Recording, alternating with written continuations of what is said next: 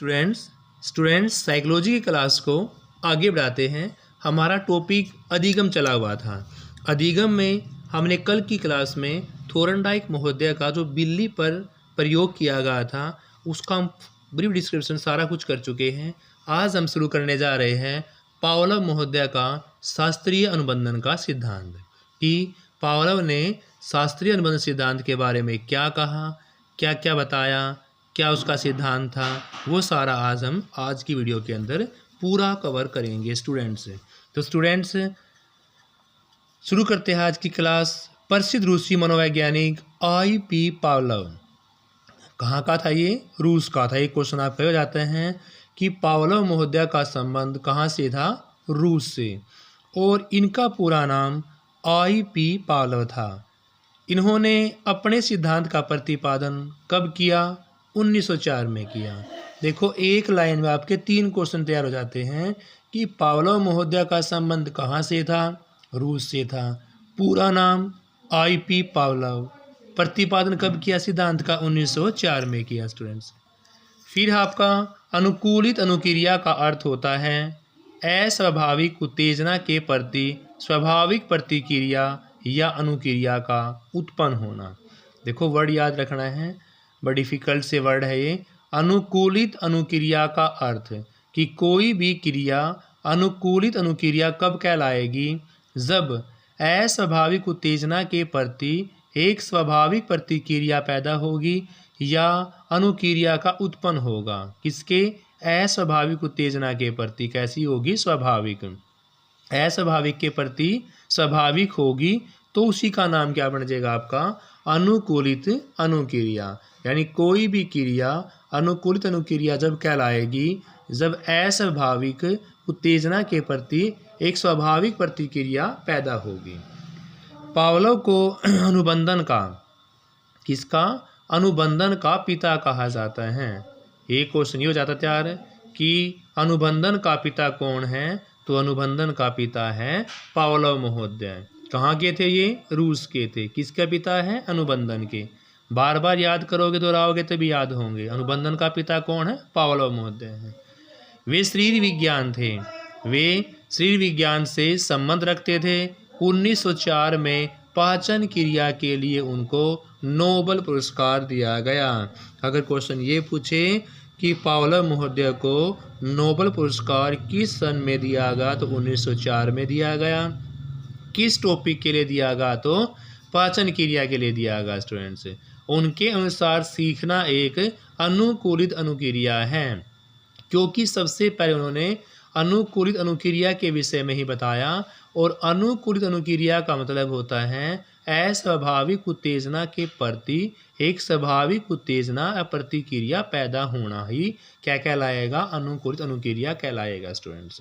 एक बार पूरा दोबारा देख लेते हैं, यहाँ से क्वेश्चन सेट होता है कि भी प्रसिद्ध रूसी मनोवैज्ञानिक I.P. पावलोव, कि पावलोव का पूरा नाम I.P. पावलोव कहाँ से बिलोंग करते थे? रूस से। और सिद्धांत का प्रतिपादन कब किया? 1904 में। ठीक है। फिर अनुकूलित अनुक्रिया के बारे में बताया। क्या बताया? कि भी अस्वाभाविक उत्तेजना के प्रति जब एक स्वाभाविक प्रतिक्रिया या अनुक्रिया पैदा होगी तभी हम उसको क्या बोलेंगे? अनुकूलित अनुक्रिया बोलेंगे। इतना ठीक हो गया। फिर पावलोव को अनुबंधन का पिता कहा जाता है। तीसरा क्वेश्चन क्या आता है? पावलोव महोदय को अनुबंधन का पिता कहा जाता है। वे शरीर विज्ञान से संबंध रखते थे और 1904 में पाचन क्रिया के लिए उनको नोबेल पुरस्कार से सम्मानित किया गया स्टूडेंट्स। उनके अनुसार सीखना अनुकूलित अनुक्रिया होता है। कैसा होता है? अनुकूलित अनुक्रिया होता है। सिद्धांत के बारे में जान लेते हैं स्टूडेंट्स। पावलोव ने अपना प्रयोग कुत्ते पर किया। जैसे थोरनडाइक ने बिल्ली पर किया, तो पावलोव ने कुत्ते पर किया। कुत्ते को भोजन खिलाने से पहले कुछ दिनों तक घंटी बजाई गई। पहले भोजन नहीं दिया, भोजन खिलाने से पहले कुछ दिनों तक घंटी बजाई गई। जब घंटी बजती तो कुत्ता समझ जाता कि भोजन मिलने वाला है। उसके मुंह में ऑटोमेटिक लार टपकने लगती। फिर केवल घंटी बजाई गई परंतु भोजन नहीं दिया गया। फिर भी कुत्ते के मुंह में लार टपकने लगी, तो पावलोव ने इसे संबंध सहज क्रिया की संज्ञा दे दी कि जैसे ही घंटी बजती तो कुत्ते के मुंह में से लार टपकना शुरू हो जाती, क्योंकि कुत्ते ने घंटी के साथ संबंध स्थापित कर लिया था। कुत्ते ने घंटी के साथ संबंध स्थापित करने से पावलोव ने इसे संबंध सहज क्रिया की संज्ञा दे दी, यानी इसी को नाम दे दिया पावलोव महोदय ने संबंध सहज क्रिया। देखो दोबारा देखते के बारी कि पावलोव महोदय ने अपने प्रयोग में कुत्ते पर किए। कुत्ते के भोजन खाने से पहले कुछ दिनों तक घंटी बजाई गई। जब घंटी बजती तो कुत्ता समझ जाता कि भोजन मिलने वाला है और भोजन मिलने के लिए तत्पर होने से उसके मुंह में से लार टपकने लग जाती थी। फिर केवल घंटी बजाई गई, भोजन ना दिया गया। घंटी बजने से फिर भी कुत्ते के मुंह में से लार टपक गई, तो लार में और घंटी में एक संबंध स्थापित हो गया। इसीलिए पावलोव महोदय ने इसे संबंध सहज क्रिया का नाम दे दिया। स्टूडेंट्स, क्या नाम दे दिया? संबंध सहज क्रिया का नाम दिया गया। फिर आगे देखो स्टूडेंट्स,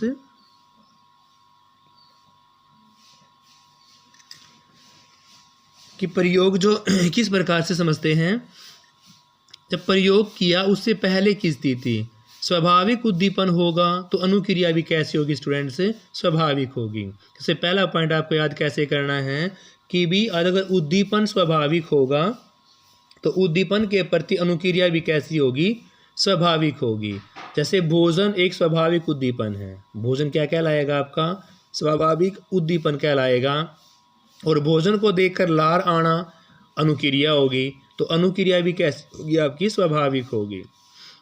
तो याद कैसे करना है कि प्रयोग से पहले की स्थिति में अगर उद्दीपन स्वाभाविक होगा तो अनुक्रिया भी कैसी होगी? स्वाभाविक होगी।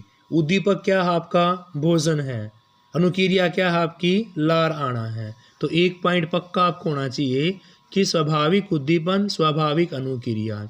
उद्दीपक आपका भोजन हो गया और अनुक्रिया क्या होगी? लार होगी। ये प्रयोग से पहले की स्थिति है। अब प्रयोग के समय जब पावलोव महोदय कुत्ते प्रयोग कर रहे थे तो उस समय अस्वाभाविक उद्दीपन होगा। कैसा होगा? अस्वाभाविक उद्दीपन होगा प्लस स्वाभाविक उद्दीपन होगा। लेकिन अनुक्रिया कैसी होगी भाई? स्वाभाविक ही होगी। देखो उद्दीपक तो आपका दोनों का मिश्रण होगा, स्वाभाविक भी होगा और अस्वाभाविक भी होगा। कुछ स्वाभाविक होगा, कुछ अस्वाभाविक होगा। लेकिन अनुक्रिया कैसी होगी भी स्टूडेंट्स? स्वाभाविक होगी। जैसे अस्वाभाविक में तो आपको घंटी बजाना हो गया, अस्वाभाविक में क्या हो गया? आपका भोजन। लेकिन स्वाभाविक अनुक्रिया कैसी होगी? लार तो आएगी आएगी। जब उसने भोजन ना दिखा लें, घंटी बजी, तो घंटी में संबंध स्थापित करने से प्रयोग के समय कुत्ते के मुंह में से लार तो निकलेगी ही निकलेगी। तो स्वाभाविक बात हो गई लार आना। और भोजन भी कैसा होगा? स्वाभाविक होगा। लेकिन घंटी बजाना क्या है? अस्वाभाविक उद्दीपक है। ये प्रयोग के समय की बात हो रही है। घंटी बजाना प्लस भोजन, अस्वाभाविक उद्दीपन और स्वाभाविक उद्दीपन। अनुक्रिया कैसी होगी? स्वाभाविक होगी। तो घंटी बजाना प्लस भोजन से लार आना, अस्वाभाविक उद्दीपन प्लस स्वाभाविक उद्दीपन से अनुक्रिया कैसी होगी? स्वाभाविक होगी, यानी कि लार आएगी आएगी। तीसरा है अस्वाभाविक उद्दीपन से कैसा होगा? अनुकूलित अनुक्रिया आएगी। जैसे हम घंटी बजाएंगे तो घंटी बजने से कुत्ते के मुंह में से लार तो निकलेगी निकलेगी। इसलिए आपने उद्दीपक तो अस्वाभाविक किया है, लेकिन जो अनुक्रिया है वो अनुकूलित है। ये आपकी लास्ट स्टेज है कि अस्वाभाविक उद्दीपन से जो अनुक्रिया आएगी वो कैसी होगी स्टूडेंट्स? अनुकूलित होगी। तो अस्वाभाविक उद्दीपन से अनुक्रिया कैसी होगी? अनुबंधित होगी, अनुकूलित होगी स्टूडेंट्स। तो इसीलिए कुत्ते के मुंह में से लार आएगी।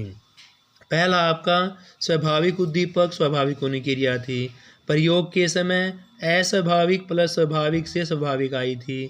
और तीसरा अस्वाभाविक उद्दीपन से अनुकूलित या अनुबंधित अनुक्रिया आई तो घंटी बजी और लार निकली। नेक्स्ट देखो स्टूडेंट्स, अनकंडीशनल स्टिमुलस से अनकंडीशनल क्या आएगा? रिस्पॉन्स आएगा। सबसे पहले आपने स्टडी करना है कि जब अस्वाभाविक होगा तो अस्वाभाविक ही आएगा। अनकंडीशनल स्टिमुलस से क्या आएगा? अनकंडीशनल रिस्पॉन्स आएगा।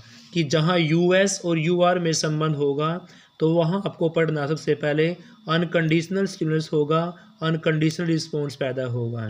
सेकेंड स्टेज में कंडीशनल अनकंडीशनल, कंडीशनल अनकंडीशनल से अनकंडीशनल रिस्पॉन्स आएगा कि भी कंडीशनल स्टिमुलस प्लस में अनकंडीशनल स्टिमुलस, दोनों स्टिमुलस तो हैं, एक कंडीशनल वाला है और एक क्या है अनकंडीशनल वाला है, लेकिन अनुक्रिया कैसी आएगी आपकी अनकंडीशनल आएगी। कैसी आएगी अनकंडीशनल अनुक्रिया होगी।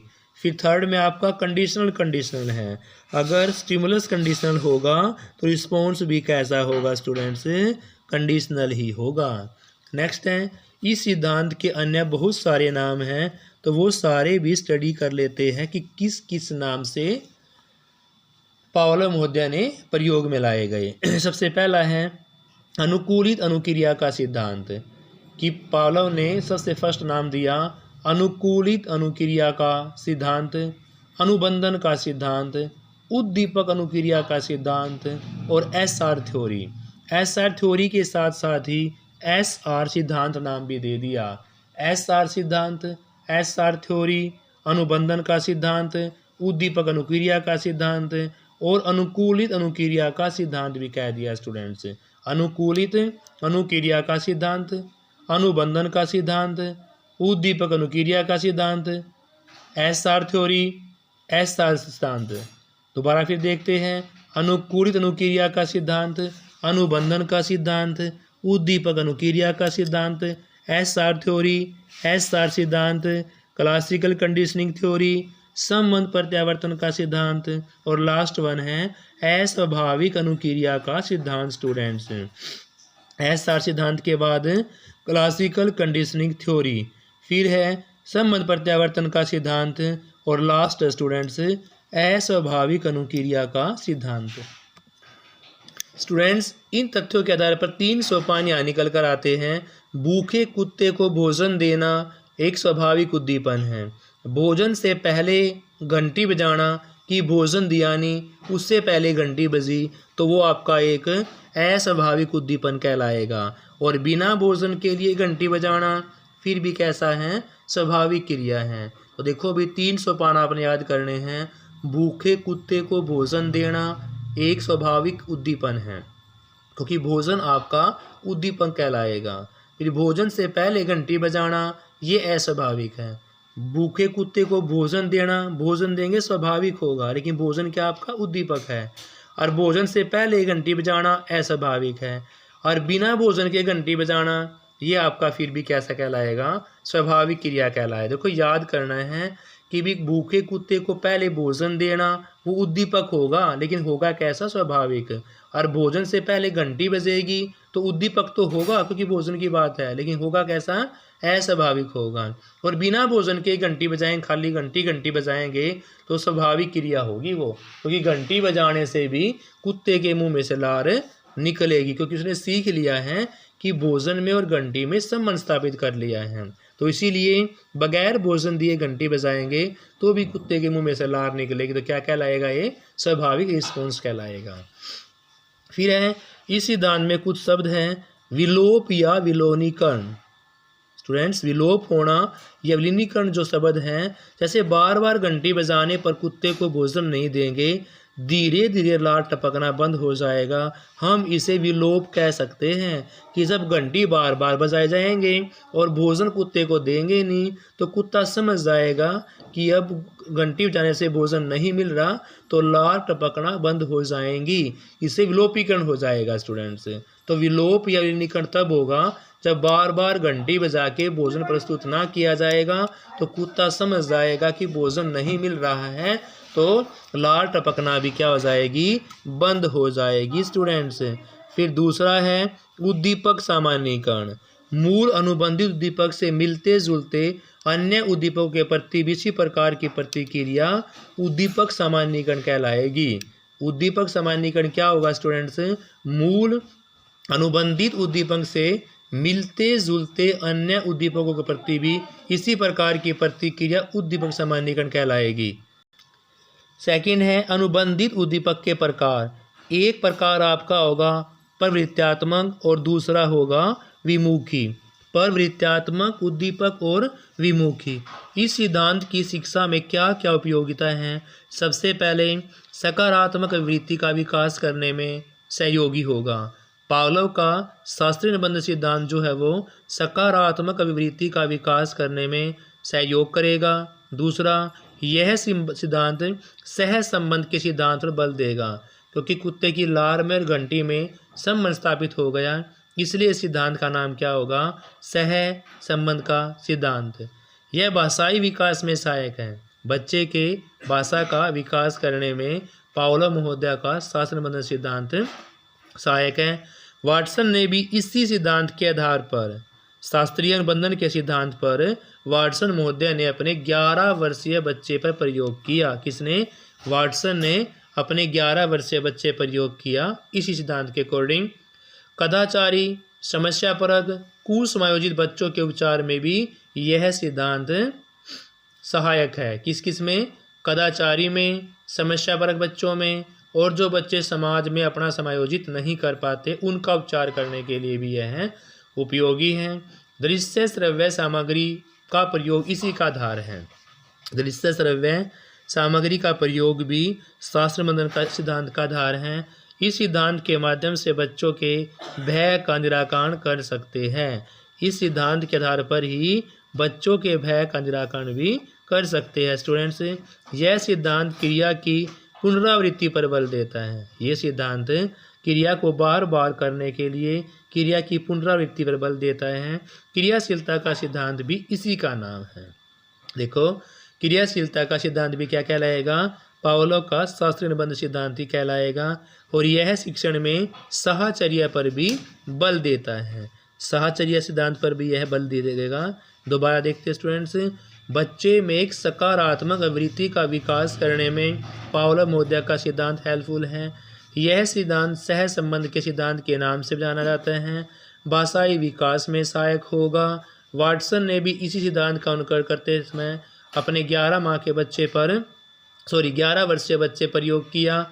कदाचारी, समस्यात्मक और कुसमायोजित बच्चों का उपचार करने में भी सहायक होता है। दृश्य श्रव्य सामग्री का प्रयोग भी इसी के आधार पर किया जाएगा।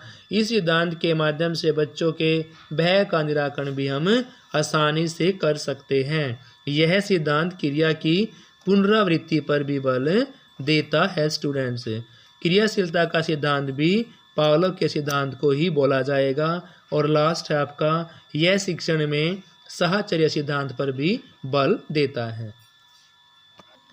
स्टूडेंट्स, पावलोव और स्किनर के सिद्धांतों में क्या अंतर है वो भी देख लेते हैं कि क्या क्या अंतर बताया गया पावलोव और स्किनर के सिद्धांतों में।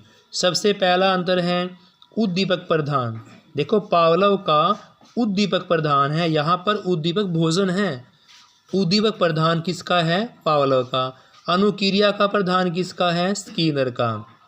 स्किनर का अनुक्रिया प्रधान हो गया, ये उद्दीपक प्रधान हो गया। इसमें उद्दीपक का सामान्यीकरण किया जाएगा। इसमें अनुक्रिया के नाम से है तो सामान्यीकरण भी किसका किया जाएगा? अनुक्रिया का ही किया जाएगा। इसमें सीखना उद्दीपक के स्थानांतरण पर निर्भर करता है। इसमें पुनर्बलन के बाद में सीखा जाएगा। जो इसमें सीखना होता है पावलोव वाले में, वो उद्दीपक के स्थानांतरण पर डिपेंड करते हैं, लेकिन स्किनर महोदय का पुनर्बलन के बाद में ही सीखा जाएगा। वातावरण प्राणी पर कार्य करता है। पावलोव महोदय के प्रयोग में जो वातावरण होता है वो प्राणी पर कार्य करेगा, लेकिन स्किनर महोदय प्राणी वातावरण पर कार्य करेगा। प्राणी वातावरण पर कार्य करता है। और लास्ट है, पावलोव पुनर्बलन से पहले की बात करता है, लेकिन स्किनर महोदय सीखना अनुक्रिया की श्रृंखला पर डिपेंड करता है। जो सीखना होता है वो रिस्पॉन्स की एक सीरीज पर, श्रृंखला पर डिपेंड करता है, ये स्किनर महोदय कहते हैं। स्टूडेंट, एक बार दोबारा देखते हैं पावलोव और स्किनर के सिद्धांतों में डिफरेंस है। ये उद्दीपक प्रधान होगा, लेकिन स्किनर का अनुक्रिया प्रधान होगा। इसमें उद्दीपक का सामान्यीकरण किया जाएगा, उसमें अनुक्रिया का सामान्यीकरण किया जाएगा। इसमें सीखना उद्दीपक के स्थान पर डिपेंड करेगा, इसमें पुनर्बलन के बाद में सीखा जाएगा। इसमें वातावरण प्राणी पर कार्य करेगा, लेकिन इसका उल्टा है, प्राणी वातावरण पर कार्य करेगा। इसमें पुनर्वलन से पहले सीखा जाएगा। इसमें सीखना किस पे होता है? अनुक्रिया में, क्योंकि देखो सारा काम डिपेंड कर रहा है अनुक्रिया के ऊपर, तो सीखना भी अनुक्रिया का ही सिद्धांत है स्टूडेंट। तो स्टूडेंट्स, पावलोव-मोद्या का जो शास्त्रीय बंधन का सिद्धांत है 1904 में दिया गया और ये रूस के थे। ये सारी बातें, इनके नाम, इनका प्रयोग, इनके अंतर, उपयोगिता, प्रकार, सब कुछ हम इस वीडियो के अंदर कर चुके हैं। कल हम क्रिया परिशोधन बंधन का सिद्धांत करेंगे जो दिया गया था स्किनर महोदय के द्वारा स्टूडेंट्स। तो thank you students, have a nice day, please like share.